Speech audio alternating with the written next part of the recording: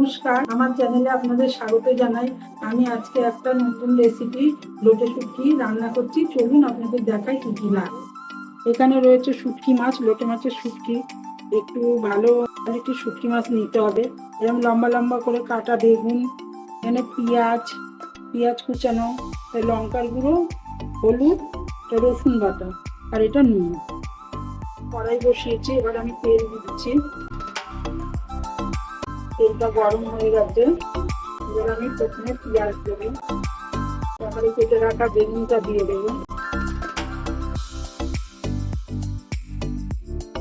পেঁয়াজটা বেগুনটা ভাজা ভাজা হয়ে গেছে, এবারে আমি এর মধ্যে দিচ্ছি রসুন বাটা, এবারে দিচ্ছি হলুদ গুঁড়ো, এবারে দিচ্ছি লঙ্কা গুঁড়ো, এবারে দিচ্ছি নুন, এবারে একটু সামান্য জল দিচ্ছি। মশলাটা কষা কষা হতে এবারে আমি দিচ্ছি শুটকি মাছ, লোটে শুটকি। এটা আমি আধা ঘন্টা গরম জলে ভিজিয়ে রেখে ভালো করে ধুয়ে দিয়েছি। কষা হয়ে যাচ্ছে, এবার আমি দিচ্ছি একটু জল, সিদ্ধ হওয়ার। রান্নাটা হয়ে গেছে, মাছটা নামিয়ে নিই।